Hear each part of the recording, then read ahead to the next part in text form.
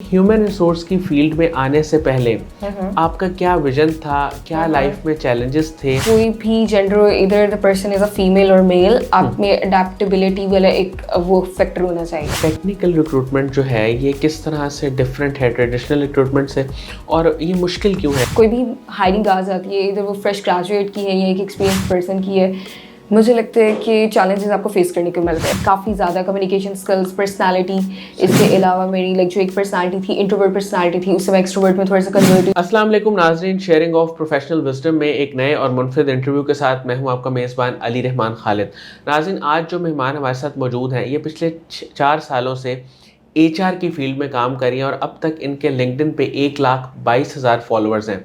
हम इनसे आज ये जानने की कोशिश करेंगे कि ह्यूमन रिसोर्स की फील्ड में ये कब, क्यों और कैसे आई, और अब ये किस किस तरह से काम करी, और ख़ास तौर पे जो इनकी स्पेशलाइजेशन है, कोर एरिया है, वो है टेक्निकल रिक्रूटमेंट। ये आजकल कितनी इंपॉर्टेंट है, इस पर किस किस तरह से काम हो रहा है, ये सारी बातें आज के इंटरव्यू का हिस्सा रहेंगी। अस्सलाम वालेकुम मोमिना नईम साहिबा, कैसी हैं आप? वालेकुम अस्सलाम, अली रहमान, अल्हम्दुलिल्लाह बिल्कुल ठीक ठाक। Ma'am thank you so much for joining us. मैं पहले सबसे आपसे ये सवाल करना चाहता हूँ कि ह्यूमन रिसोर्स की फील्ड में आने से पहले आपका क्या विजन था, क्या लाइफ में चैलेंजेस थे जिनको देखते देखते फेस करते करते फिर आपने एक दिन डिसाइड किया कि मैंने ह्यूमन रिसोर्स की फील्ड में जाना है? अच्छा, मेरी जर्नी जो है वो स्टार्ट होती है बैक इन टू 2019। लाइक कोई भी एक फ्रेश ग्रेजुएट होता है, जब भी वो यूनिवर्सिटी से ग्रेजुएट होता है तो उसको एक हंगर होती है कि उसको एक जॉब मिल जाए, कोई अच्छी ऑर्गेनाइजेशन में जॉब मिल जाए। सो ये था कि मेरे पास कोई इंटर्नशिप का एक्सपीरियंस भी नहीं था, बट मुझे था कि अच्छी जॉब मिलनी चाहिए। सो ये है कि मैंने थोड़ा बहुत एक्सप्लोर करना स्टार्ट किया। एक्सप्लोर करते करते मुझे जो है वो एक फेलोशिप प्रोग्राम मैंने स्टार्ट किया, जिसके थ्रू मेरी काफ़ी ज़्यादा कम्युनिकेशन स्किल्स, पर्सनालिटी, इसके अलावा मेरी लाइक जो एक पर्सनालिटी थी, इंट्रोवर्ट पर्सनालिटी थी, उससे मैं एक्सट्रोवर्ट में थोड़ा सा कन्वर्ट हुई, क्योंकि मेरी फील्ड की रिक्वायरमेंट थी to be an extrovert person. उसके अलावा अमल एकेडमी के बाद जो है वो मैंने PTCL में एक इंटर्नशिप स्टार्ट की, 6 वीक्स की थी। वहाँ से मुझे HR में बहुत ज़्यादा चीज़ें सीखने को मिली। उसके बाद ये है कि मैंने पेप्सिको में इंटर्नशिप की, और जो मेरा पेप्सिको का एक्सपीरियंस है वो बहुत बहुत बहुत ज़बरदस्त रहा। आहिस्ता आहिस्ता करते करते जो है वो एक पॉइंट आया जहाँ पे मैंने एक आपके कहने के हमारी यूनिवर्सिटी की तरफ से एक प्रोग्राम था, एड एशिया कॉन्फ्रेंस थी, जिसका मैं एक पार्ट बनी। और वहाँ पे इस तरह से था कि हमारे लाइक ओवरऑल जितने भी पाकिस्तान के अलावा बाकी कंट्रीज़ हैं, एशियन कंट्रीज़ हैं, वहाँ से जो है वो मार्केटिंग के लोग आए हुए थे। सो मुझे एक ग्रुप मिला, और उस ग्रुप में ये था कि कोरियन लोग थे। तो मेरी रिस्पॉन्सिबिलिटी ये थी कि मैंने कोरियंस को पूरा का पूरा लाइक लाहौर विजिट करवाना है। बिल्कुल ठीक। तो वहाँ से आहिस्ता आहिस्ता करते करते जो है वो मुझे इंगेजमेंट, लोगों के साथ कैसे मिलना है, किस तरह से इंटरेक्ट करना है, तो इन चीज़ों से सीखते सीखते जो है मैं आगे बढ़ती गई। और एक पॉइंट आया जहाँ पे मुझे ब्रेनएक्स की तरफ से जो है वो जॉब ऑफर हुई, और मैं आहिस्ता आहिस्ता जो है वो HR वाले प्रोफेशन में बिल्कुल इंडल्ज हो गई। मैम ये तो एक बड़ा मुश्किल काम है, पूरी टीम को विजिट करवाना एक इंट्रोवर्ट पर्सन के लिए। तो उस वक्त आपकी क्या फीलिंग्स थी और कैसे आपने फिर किया ये? मुझे लगता है जो HR वाली एक प्रोफेशन है वो मैंने चूज़ नहीं किया, बल्कि इस प्रोफेशन ने मुझे चूज़ किया है। क्योंकि मैंने बताया मेरी जो पर्सनालिटी थी वो बहुत ज़्यादा इंट्रोवर्ट थी, बट जैसे मैंने अपने आप को इस पर्सनालिटी से निकाल के एक्सट्रोवर्ट वाली पर्सनालिटी में आई, बहुत एफर्ट्स करने को मिले, बहुत बहुत बहुत ज़्यादा मैंने एफर्ट्स किए हैं। मैं आपको छोटी सी एग्जांपल दे देती हूँ कि लाइक एक पॉइंट ऐसा था कि मुझे बिल्कुल भी पसंद नहीं था कि मैं ग्रुप ऑफ पीपल जो है वहाँ पे बैठ के डिस्कशन करूँ।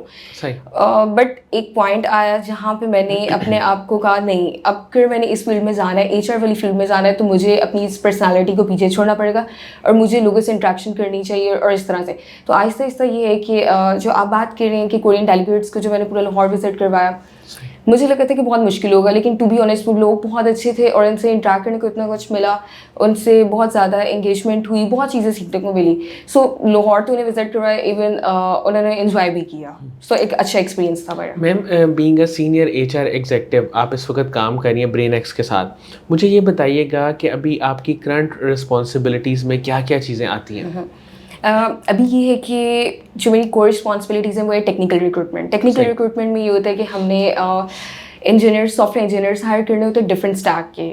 एज़ पर कंपनी रिक्वायरमेंट ये होता है कि लेट से हमारे पास अगर वेब में काम हो रहा है, वेब में हमारे पास जो स्टैक्स है, लेट से लारावेल है, ROR है, शॉपिफाई है, इसी तरह मोबाइल में कुछ स्टैक्स आ जाते हैं, iOS है, एंड्रॉयड है। सो उन स्टैक्स के से रेलिवेंट एक्सपीरियंस हायरिंग है, फ्रेश ग्रेजुएट्स की हायरिंग है, تو وہ چلتی رہتی ہے. ہمارا ہائرنگ کرائٹیریا جو آپ کہہ سکتے ہیں کافی ڈیفیکلٹ ہے, تو اس طرح سے چیزیں چل رہی ہوتی ہیں. میم ٹیکنیکل ریکروٹمنٹ جو ہے یہ کس طرح سے ڈفرینٹ ہے ٹریڈیشنل ریکروٹمنٹ سے, اور یہ مشکل کیوں ہے, اس میں کیا کیا چیزیں بہت زیادہ کنسیڈر کی جاتی ہیں, دیکھی جاتی ہیں؟ اچھا علی, اس میں ایکچولی میں یہ ہوتا ہے کہ ٹریڈیشنل ریکروٹمنٹ آپ کہہ سکتے ہیں کہ اس طرح سے ہوتا ہوگا آئی گیس کہ آپ کے پاس ایک ریزیومے ہوتی ہوگی, آپ نے اس ریزیومے کی بیسس پہ ہی جو ہے وہ کینڈیڈیٹ کو ایک شارٹ انٹرویو میں آپ جج کر لیتے تھے, دین اس کو ہائر کر لیتے تھے. بٹ آئی گیس جو ابھی ہماری ٹیکنیکل ریکروٹمنٹ چل رہی ہوتی ہے اس میں آپ کو بہت زیادہ لائک فلٹرنگ والے پروسیس سے کینڈیڈیٹ کو گزارنا پڑتا ہے. سو کینڈیڈیٹس کا لائک آپ کہہ لیں کہ کافی رسپانس آیا ہوتا ہے, بہت بلک میں رسپانس آیا ہوتا ہے, اس میں فلٹر کرتے کرتے اتنے فلٹرز ہم لوگ لگا رہے ہوتے ہیں, فلٹر کرتے کرتے ایک جو بیسٹ کینڈیڈیٹ ہوتا ہے ہم اس کو ہائر کر رہے ہوتے ہیں. صحیح, ٹھیک ہے. اچھا میم مجھے یہ بتائیے گا, لنکڈن پہ آپ کی کافی انگیجمنٹ ہے اور بہت سارے فالوورز ہیں, 1,22,000 جیسے میں نے اسٹارٹ میں بھی بتایا, تو یہ اتنے فالوورز کیسے آئے؟ کیا آپ نے کوئی پلان کر کے اسٹریٹجیکلی اس کو لے کے چلی تھی, یا آٹومیٹیکلی کچھ ایسا ہوا کہ اتنے فالوورز آ گئے؟ بالکل بھی ایسا نہیں ہے کہ بیٹھے بیٹھے جو ہے وہ فالوورز اتنے مل گئے. آف کورس بہت زیادہ پلاننگ ہے. مجھے لائک ابھی بھی یاد ہے کہ جب برین ایکس میں نے جوائن کی تھی بیک ان ٹو 2020, سو اس ٹائم میں تھی, میرے سینئر تھے اور میرے مینیجر تھے. سو ہی موٹیویٹیڈ اس کہ ہمیں اپنے لنکڈن پہ کام کرنا چاہیے. سو کمپنی کے بھی لنکڈن پہ ہم کام کرتے ساتھ اپنے پرسنل پروفائلس بھی دیکھ رہے ہوتے تھے. تو اس ٹائم ہمارا گول تھا, ایکچولی میرا تو گول نہیں تھا بٹ میرے سینئر عبدالوحید کا یہ گول تھا. تو ان سے بہت زیادہ موٹیویٹ ہو کے تو میں نے بھی کہا کہ like if he can do this تو وائی ناٹ می. تو ان کا گول بیفور جوائننگ برین ایکس, نو جب میں نے برین ایکس جوائن کری تھی اس ٹائم, تو بالکل ہمارا ٹارگیٹ تھا کہ ہم نے لائک 10,000 فالوورس کرنے آہستہ آہستہ. تو میری اسٹارٹنگ میں فالوورس اتنے زیادہ نہیں ہوتے تھے, سو ان سے میں بہت زیادہ موٹیویٹ ہوتی تھی کہ اچھا ان کے لائک 50,000 فالوورس ہو گئے, 100 کے فالوورس ہو گئے, 150 ہو گئے.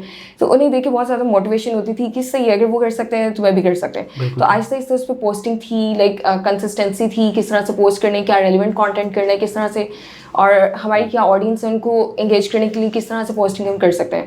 سو وہ چیزیں اسی طرح سے چل رہی ہوتی تھیں. ٹھیک ہے, تو اسٹریٹجی آپ نے کیسے بنائی؟ اچھا, اسٹریٹجی یہ ہوتی تھی کہ مجھے پتا تھا کہ میرے جو فالوورز ہیں, جو میرے کنیکشن میں لوگ ہیں, وہ زیادہ تر سافٹ ویئر انجینئرس ہیں. سو کمپنی میں کوئی بھی پوزیشن اوپن ہوتی تھی تو وہی ہم پوسٹ کر رہے ہوتے تھے, کیونکہ اس سے ہمیں ریچ ملتی ہے, کیونکہ بہت جاب ہنٹنگ کے لیے بہت زیادہ لوگ مارکیٹ میں بیٹھے ہوتے ہیں. سو ایک تو وہ چیز ہوتی تھی. اس کے علاوہ آپ یہ کہہ لیں کہ ڈفرینٹ ایونٹس میں جاتے تھے, ایونٹس میں جا کے جو چیزیں سیکھتے تھے ان کو ہم پوسٹ کر رہے ہوتے تھے. تو آہستہ آہستہ جو بھی ہمارے پاس کانٹینٹ ہوتا تھا, ریلیونٹ کانٹینٹ, اس کو ہم پوسٹ کر رہے ہوتے تھے. میم ٹیکنیکل ریکروٹمنٹ کی اگر ہم بات کریں تو اس میں آپ نے اب تک کیا میجر چیلنجز فیس کیے ہیں, کیونکہ مشکل ہے اس پروسیس کے ذریعے ہائرنگ کرنی, تو آپ نے کیا چیلنجز فیس کیے؟ اچھا, چیلنجز جو میجر ہے میرے خیال سے, کوئی بھی ہائرنگ آ جاتی ہے, ادھر وہ فریش گریجویٹ کی ہے یا ایک ایکسپیرینس پرسن کی ہے, مجھے لگتا ہے کہ چیلنجز آپ کو فیس کرنے کو ملتے ہیں. مجھے اتنا آئیڈیا نہیں کہ باقی کمپنیز میں کس طرح کے پروسیس چل رہے ہوتے ہیں. آئی گیس جو جائنٹ کمپنیز ہوتی ہیں ان میں پروسیسز اسی طرح سے بہت اسٹریم لائن ہوتے ہیں. سو یہ ہوتا ہے کہ ہم کبھی بھی اس طرح نہیں کرتے کہ ایک انٹرویو کی بیس پہ کینڈیڈیٹ کو ہائر کر لیں.